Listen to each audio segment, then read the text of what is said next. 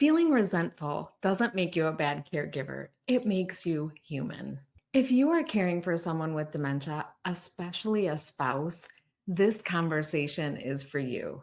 Hey there, I'm Laura Wilkerson, board certified family nurse practitioner, and today I want to talk about something that doesn't get enough attention, and that's how dementia reshapes and redefines a marriage. We're going to talk about what gets lost, what still remains, and how you can hold on to yourself while continuing to love someone who's changing right before your eyes. One of the hardest transitions for spousal caregivers is losing the equal partnership you once shared. The person who helped you make decisions, laughed at your jokes, knew your rhythms, and knew your daily routines, that version of them may start to slip away. The loss isn't just logistical, it's deeply emotional. And here's what's important to understand: grieving that shift is not betrayal, it's acknowledgement. You can still love your spouse deeply while mourning the version of your relationship that's changed.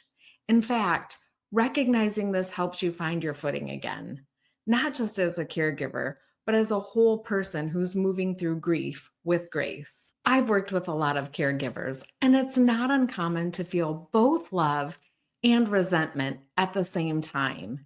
You might be missing the version of your life where you were partners, not patient, caregiver, and provider.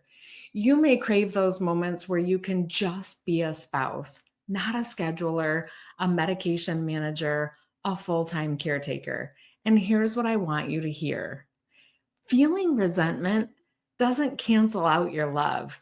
It doesn't make you less committed. It means you're human.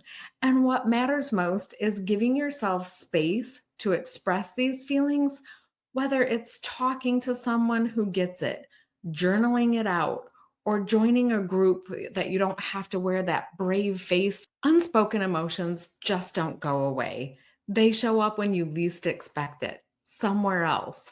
And you deserve release and not the guilt. So, how do we fix this? I want to talk about finding ways to redefine your relationship.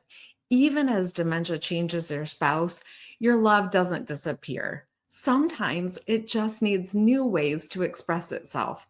Finding those small, meaningful rituals can help, like holding hands during a favorite song, or telling them a story from the past, or asking them to tell you a story from the past and how they remember it, even if they can't recall it the way it happened.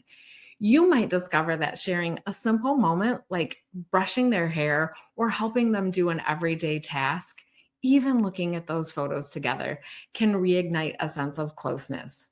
Reframing your relationship around what your spouse can still do rather than looking at what's lost or has been lost can make a huge difference in how you feel connected. I've walked this road with so many families, enough to know that the emotional side of caregiving is just as complex as the medical side.